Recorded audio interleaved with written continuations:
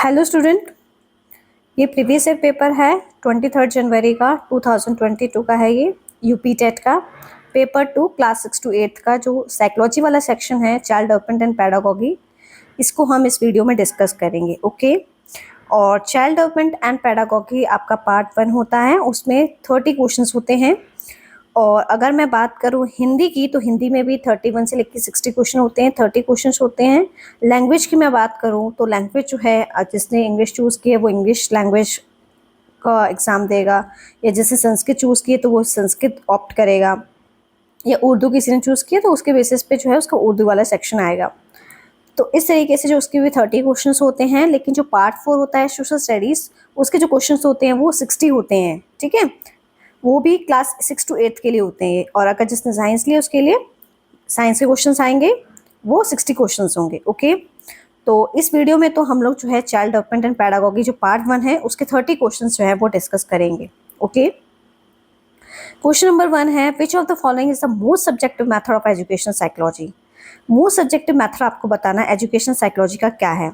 Option आपको given है, इसमें ऑब्जर्वेशन है, एक्सट्रोस्पेक्शन है, एक्सपेरिमेंटेशन है, और लास्ट ऑप्शन है हमारा इंट्रोस्पेक्शन। तो answer this question is introspection. Introspection क्या होता है? ये सब्जेक्टिव मेथड होता है एजुकेशन साइकोलॉजी का। इंट्रोस्पेक्शन का मतलब होता है कि आप अपने अंदर झांक के देखते हैं, आप खुद का ऑब्जर्वेशन करते हैं, अपने खुद का जो मानसिक स्वास्थ्य है, आपका जो सोचने का तरीका है, आप कैसे सोचते हैं, वो सारी चीज़ें जो है इंट्रोस्पेक्शन में आती हैं। ओके। क्वेश्चन नंबर 2 की बात करें, एल्बर्ट बंदुरा। एल्बर्ट बंदुरा जो है वो किस चीज़ से संबंधित हैं? एल्बर्ट बंदुरा जो है ये एजुकेशनल कॉग्निटिव डेवलपमेंट थ्योरी से संबंधित हैं, या फिर बिहेवियरल थ्योरी इन्होंने दी थी, या साइकोसेक्सुअल डेवलपमेंट थ्योरी दी थी इन्होंने, या सोशल लर्निंग थ्योरी की बात की थी। तो एल्बर्ट बंदुरा जो थे उन्होंने सोशल लर्निंग थ्योरी की बात की है। ओके। तो सोशल लर्निंग थ्योरी क्या होती है उसके बारे में हम लोग देख लेते हैं। एल्बर्ट बंदुरा जो है ये एसोसिएटेड थे सोशल लर्निंग थ्योरी से। ओके। और एल्बर्ट बंदुरा जो है ये अमेरिकन साइकोलॉजिस्ट थे, इन्होंने प्रोपाउंड किया था सोशल लर्निंग थ्योरी को। और इस थ्योरी को हम लोग लर्निंग थ्रू इमिटेशन बोलते हैं। लर्निंग थ्रू इमिटेशन का मतलब होता है किसी भी चीज़ को आप नकल करके जो चीज़ सीखते हैं, किसी को देख के अगर आप सीख रहे हैं कोई चीज़, या कोई चीज़ आप सुन के सीख रहे हैं, तो वो क्या होता है? लर्निंग थ्रू इमिटेशन होता है। तो ये थ्योरी जो है इस पे ज़्यादा स्ट्रेस डालती है कि जो भी चीज़ें हम सीखेंगे वो इनडायरेक्ट सोर्सेस से सीखेंगे। जैसे हम किसी को देख के सीख लेते हैं, आपकी मम्मी स्वेटर बुनती हैं तो आप उसको देखिए, आप इस उस तरीके से सिलाई डाल के स्वेटर धागे डाल के और उस तरीके से आप बनाना शुरू कर देते हो, सीखना शुरू कर देते हो। या किसी को सुन के जो चीज़ें हम करते हैं वो होती है हमारी social learning theory. Okay. Second question हम लोग इसमें देख लेते हैं, plateau in learning, sorry third question है इसमें अभी। प्लेट्यू इन लर्निंग क्या होता है? इज कॉज ड्यू टू, जो पठार आता है हमारे जो सीखने का जो वक्र होता है वो फटीग की वजह से आता है, या मोटिवेशन की वजह से आता है, या इंटरेस्ट की वजह से होता है, या मैचुरेशन की वजह से होता है। जो पठार आता है हमारे सीखने में, ठीक है, तो वो किसकी वजह से होता है? वो फटीग की वजह से होता है। फटीग की वजह से क्यों होता है? फटीग मीन्स थकना। Okay. Plateau in learning curve is cause due to fatigue. Plateaus of learning जो है, ये इसकी जो विशेषताएं हैं लर्निंग प्रोसेस में, वो समय बताती हैं जहाँ पे आपका कोई भी आप में सुधार नहीं हो रहा है आपकी परफॉर्मेंस में, तो वो होता है plateau in learning curve. Okay. और रोज ने जो है इसके बारे में बात की थी, जो हमारी सीखने की क्षमता है इंसानों की, उसके बारे में जो है रॉस ने बात की है।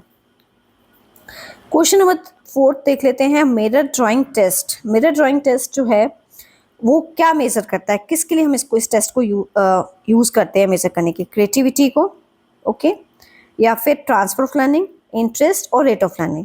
तो मिरर ड्राइंग टेस्ट जो है इसका हम यूज़ करते हैं रेट ऑफ लर्निंग के लिए। ओके। रेट ऑफ लर्निंग क्या होता है इसके बारे में मैं आपको बताती हूँ। द मिरर ड्राइंग और मिरर ट्रेसिंग टेस्ट होता है, साइकोलॉजिकल असेसमेंट है जो कि रेट ऑफ लर्निंग को मेजर करता है। कैसे? कि हम कोई भी चीज़ सीख रहे हैं तो उस समय हमारा आई का कोऑर्डिनेशन कैसा है, ठीक है, और हमारी जो विजुअल स्किल्स है, हम किस तरीके से फोकस कर रहे हैं किसी भी चीज़ पे, ठीक है, वो होता है मिरर ड्राइंग टेस्ट। ओके। जैसे कि आपको आपको बोला है पेंसिल को मूव करना है या ट्रेस करना है, आपको स्टोर का डायग्राम देते हैं, उस पर आपको हल्की हल्की पेंसिल फिरानी है, तो ये क्या है? जब आप हाथों से उस पर हैंड को फेरते हो, it is a reflection in mirror. वो क्या है? रिफ्लेक्शन इन मिरर होता है। ओके।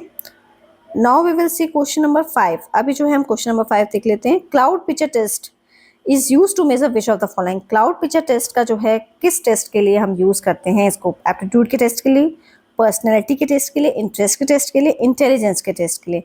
क्लाउड पिक्चर टेस्ट को हम यूज करते हैं पर्सनैलिटी के टेस्ट के लिए। ठीक है। 5-year-old man has mental as of 8। 5 साल का व्यक्ति है जिसका नाम मोहन है, उसकी मेंटल एज जो है वो 8 है और उसका आपको IQ बताना है। तो इसका एक फॉर्मूला होता है mental as upon biological age. जो हमारी बायोलॉजिकल एज क्या है इसमें 5 है, तो इसको हम कैसे लिखें? हमारी मेंटल एज क्या है इसमें? मेंटल एज उन्होंने 8 बताई है। ओके, क्या बताइए? 8 अपॉन 5 और इंटू 100 करेंगे। ओके, तो जब इसको हम सॉल्व करेंगे तो हमारा कितना आएगा? 1.6। तो इससे हमारा आंसर निकल के आ जाएगा 160। Okay, which IQ range is called trainable IQ level of mentally retarded children. IQ range क्या होता है? IQ जो मेंटली रिटार्डेड चिल्ड्रन होते हैं उनका 36 to 49 होता है, 50 to 69 होता है, 35 एंड बिलो होता है, 70 to 79 होता है। तो जो IQ लेवल जो होता है मेंटली रिटार्डेड चिल्ड्रन का वो होता है 36 से लेके 49 तक। Okay, Rorschach ink blot test is use to measure which of the following. Rorschach ink blot test जो है वो किसके लिए यूज़ किया था? किस चीज़ को नापने के लिए किया जाता है? रोशा इंक ब्लड टेस्ट जो है ये हम लोग किसके लिए करते हैं? ये पर्सनैलिटी की मेजरमेंट के लिए करते हैं। ओके, ये जो है इसका आंसर होगा पर्सनैलिटी। ओके, इंटेलिजेंस नहीं है। ओके, इंटेलिजेंस नहीं है, पर्सनैलिटी है। Okay, it is not the cause of forgetting. क्या कारण है किसी भी चीज़ को भूलने का? मेंटल कॉन्फ्लिक्ट है, मानसिक द्वंद है, डिजायर टू रिमेंबर इच्छा सीखने की है, डिफेक्टिव मेथड्स ऑफ रिमेंबरिंग किसी चीज़ को गलत तरीके से याद करने का तरीका हो सकता है, अंडर लर्निंग हो सकती है। तो it is not the cause of forgetting. आपको पूछा है फॉरगेटिंग का कारण कौन सा नहीं है? Desire to remember. आपकी जो सीखने की इच्छा है वो जो है उसको हम कहते हैं it is not the cause of forgetting. Okay, और फॉरगेटिंग का कारण कौन कौन सा हो सकता है? मेंटल कॉन्फ्लिक्ट हो सकते हैं, डिफेक्टिव मेथड्स हो सकते हैं, सीखने के गलत तरीके हो सकते हैं, अंडर लर्निंग भी हो सकती है। क्वेश्चन नंबर 10 की बात करें, the science which deals with the method of collecting, classifying, presenting, comparing and interpreting numerical data is called। जो साइंस डील करती है मैथ किसी चीज़ कोई भी डाटा कलेक्ट करने पे, उसको क्लासीफाई करते हैं, प्रेजेंट करते हैं, फिर कंपेयर करते हैं, फिर उसको इंटरप्रेट करते हैं न्यूमेरिकल डाटा में, उसको हम ज्योमेट्री बोलते हैं, प्रोबेबिलिटी बोलते हैं, मैथमेटिक्स बोलते हैं, स्टैटिस्टिक्स बोलते हैं। तो answer this question is statistics. Okay, find the odd one out. आपको सबसे अलग बताना है। रेवन टेस्ट होता है या 16PF होता है, ड्रॉमैन्स टेस्ट होता है, TAT होता है। तो सबसे अलग टेस्ट, बाकी सब टेस्ट तो एक ही कैटेगरी के होंगे, सिर्फ जो एक टेस्ट होगा वो अलग कैटेगरी का होगा। तो इसमें जो रेवन टेस्ट है वो सबसे अलग है और बाकी जो टेस्ट है वो एबिलिटी को, एप्टीट्यूड को, एटीट्यूड को मेजर करते हैं with their personality, intelligent and emotions. Okay, और अदर टेस्ट जो है बने हुए हैं वो मेजर करते हैं personality of an individual. Okay, जबकि रेवेंस प्रोग्रेसिव मैट्रिक्स टेस्ट जो है वो मेजर करता है intelligence of an individual. Okay, find the median of, median बताना है आपको 7, 8, 9, 10, 11, 12 का क्या होगा, जो कि आपको इसमें नंबर्स गिवन है। तो 7, 8 मीडियन क्या होता है? जो बीच के आपके जो नंबर्स होते हैं ना, बीच के जो नंबर्स होते हैं, जो पूरे सभी जो नंबर्स गिवन है उसमें से जो बीच के नंबर्स होते हैं उनको हम बोलते हैं मीडियन। ठीक है, आप जैसे 7 नंबर्स है, 7 डिजिट है, उसमें आप क्या करेंगे? 3 डिजिट को अलग कर देंगे, 3 डिजिट को अलग कर देंगे, लेफ्ट साइड और राइट साइड मार देंगे, जो बीच में रहेगा वो मीडियन होगा। अगर 2 इस तरीके के नंबर आते हैं तो 2 मीडियन भी हो सकते हैं। मीडियन ऑफ 7, 8, 9, 10, 11, 12 में कौन सा मीडियन है? इसमें जो मीडियन जो बताया है वो इसका मीडियन निकालने का तरीका जो होता है वो ये होता है कि आप क्या करेंगे, जो आपके जो मीडियन है इसमें 2 नंबर आ रहे हैं हमारे मीडियन के, 9 और 10। 9 और 10 को हम लोग क्या करेंगे? प्लस कर देंगे और प्लस करके डिवाइड बाय जितने नंबर्स हैं, कितने नंबर से 5 उससे कर देंगे, उससे हमारा 19/5 होगा। तो आंसर कितना आएगा हमारा? आंसर इसमें आएगा हमारा 9.5। ओके, इसका आंसर हमारा 9.5। Who has proponed the theory of insight? किसने थ्योरी ऑफ इनसाइट दी थी? Hegarty, Gestalt, Skinner, Thorndike. Answer इसका गेस्टॉल्ट। गेस्टॉल्ट साइकोलॉजिस्ट हैं जिन्होंने थ्योरी ऑफ इनसाइट दी थी और ये जर्मन के साइकोलॉजिस्ट थे। Okay, giving means to according to McDougall every instinct associated with, McDougall के अनुसार हर इंस्टिंक्ट जो है वो किससे संबंधित है? सेंसेशन से, इमोशन से, थिंकिंग से, कॉग्निशन से। तो answer this question is emotion. Okay. Giving meaning to sensation, जब मीनिंग दिया जाता है सेंसेशन को समझने में किसी भी चीज़ को, बेसिस पास्ट एक्सपीरियंस के बेसिस पे, उसको हम क्या बोलते हैं? उसको हम मोटिवेशन बोलते हैं, परसेप्शन बोलते हैं, इमेजिनेशन बोलते हैं, सेंसेशन बोलते हैं। तो इसका आंसर होगा sensation. Okay. Sensation on the basis of past experience, sensation क्या होता है? जो हमारे पूर्व के अनुभव उनसे हम जब समझते हैं किसी चीज़ को, परसेप्शन कहते हैं। परसेप्शन एक वो प्रोसेस होता है जिसमें हम व्याख्या करते हैं किसी चीज़ की, जो इन्फॉर्मेशन हमें मिली हुई है उसको अपने कॉन्शियस एक्सपीरियंस से और उसमें एक संबंध बैठाते हैं। Okay. Who has given the current concept of educational quotient for backward children? किसने दिया था education quotient for backward children? ये कॉन्सेप्ट किसने समझाया था? बर्टन हॉल ने, साइकोनल ने, सिरिल बर्ट ने और गॉर्डन ने। Answer this question is Cyril Burt. Cyril Burt ने जो है ये कॉन्सेप्ट हमें दिया था एजुकेशनल साइकोलॉजी वाला। Okay, Cyril Burt. Which among the following is different from the characteristics of good test? आपको एक अच्छे परीक्षण की विशेषता बतानी है। Objectivity, validity, aptitude, reliability. तो आंसर दिस क्वेश्चन है एक अच्छे परीक्षण की जो विशेषता होती है वो होती है validity. Okay, validity. Which of the following is not a theory of intelligence? कौन सी जो है इसमें से थ्योरी नहीं है, इंटेलिजेंस का पार्ट नहीं है? Theory of regression, two factor theory, multi factor theory, unifactor theory. Two factor theory Spearman ने दी है, मल्टी फैक्टर भी, यूनिफैक्टर भी। सिर्फ थ्योरी ऑफ रिग्रेशन जो है ये जो है थ्योरी ऑफ इंटेलिजेंस नहीं है, theory of regression. Okay. Which one of the following is not a ductless gland? कौन सी जो ग्लैंड है इसमें से डक्टलेस ग्लैंड नहीं है? तो पिट्यूटरी ग्लैंड जो है डक्टलेस ग्लैंड है, और थायराइड ग्लैंड वो भी डक्टलेस है। डक्टलेस बतानी है, डक्टलेस नहीं है। तो सैलिवरी ग्लैंड्स जो है वो डक्टलेस ग्लैंड्स नहीं है। अकॉर्डिंग टू पियाजे the second stage of cognitive development is, जो इसमें मैंने क्वेश्चन आंसर्स टिक कर रखे हैं ना, सिर्फ लीड वाला छोड़ के सभी आंसर्स पे सही टिक कर रखा है। ओके। अकॉर्डिंग टू पियाजे सेकंड स्टेज जो है कॉग्निटिव डेवलपमेंट की वो क्या है? प्री ऑपरेशनल स्टेज है। ओके। फर्स्ट स्टेज क्या होती है? सेंसरी मोटर स्टेज होती है, फिर प्री ऑपरेशनल स्टेज, उसके बाद कंक्रीट होती है, फिर फॉर्मल ऑपरेशन स्टेज होती है। ठीक है, पियाजे के अनुसार।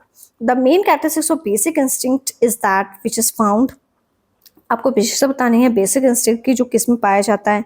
All organism and it is born and inborn and natural. हाँ, जितने भी ऑर्गेनिज्म है वो इनबॉर्न है, वो प्राकृतिक है। क्वेश्चन नंबर 22 की बात करें, the right to free and compulsory education for children between age group 6 to 14 has been included in Indian constitution. जो right to free and compulsory education right है सभी बच्चों का, जो कि बच्चे 6 to 8 14 ईयर्स के होते हैं, जो कि संविधान में भी इसको इंक्लूड किया है, वो कौन किस आर्टिकल के तहत बताया गया? Article 45, article 21A, article 15, article 26। Answer this question is article 21A। Okay, ये वाला इसका आंसर है थर्ड, आर्टिकल 21। ओके,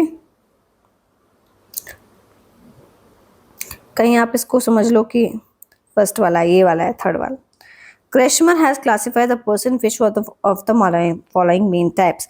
क्रेशर ने पर्सन्स को किस तरीके का बताया है? Picnic, athletic, all of these, aesthetic. तो आंसर इस क्वेश्चन का क्या है? क्रेशर ने जो है क्लासिफाई जो व्यक्तियों का बताया है वो किस तरीके से बताया, आपको बताना है।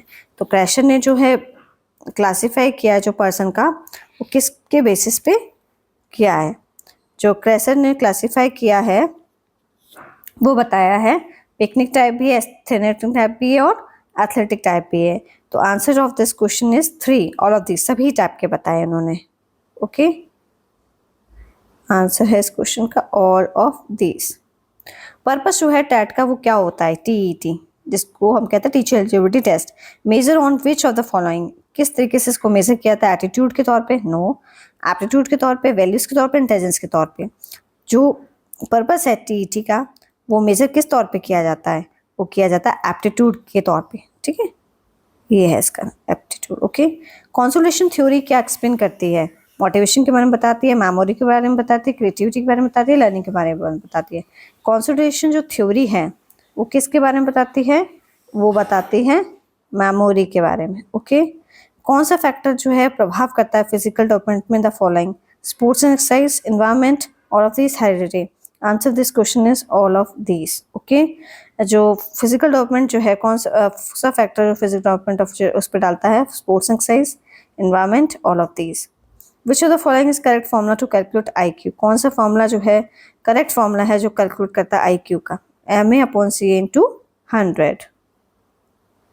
इसी मेथड से हम क्या करते हैं, IQ को कैलकुलेट करते हैं. ऊपर हमारी मेंटल एज आती है, फिर नीचे हमारी क्रोनोलॉजिकल एज आती है, इंटू 100 लगाते हैं. इस तरह के क्वेश्चन जो मैंने आपको अभी 6 वाला क्वेश्चन में ये फॉर्मूला अप्लाई करके भी बताया था. Who described reflective thinking from the following? किसने रिफ्लेक्टिव थिंकिंग की बात की है? वर्ड्सवर्थ ने, रॉस ने, ड्रेवर ने, डेवे ने. तो जॉन डेवी ने जो है रिफ्लेक्टिव थिंकिंग की बात की है. ओके, क्वेश्चन नंबर 29 देख लेते हैं हम लोग. Which of the following is not included in the levels of inductive reasoning? कौन सी चीज जो है इंडक्टिव रीजनिंग में नहीं आती है? Imagination. Imagination is not included in the levels of inductive reasoning.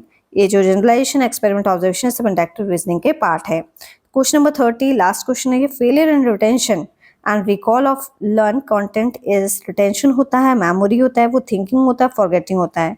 Failure in retention और रिकॉल ऑफ लर्निंग ये किस कंटेंट का होता है? रिकॉल ऑफ लर्न कंटेंट किस चीज़ में होता है? ये रिटेंशन में होता है. किसी चीज़ को फिर आप याद करते हैं दोबारा से, या कहीं आपकी मेमोरी में रह जाता है, या स्मृति में रहता है. थिंकिंग जो आप सोचते हैं, सोचने का तरीका जो है.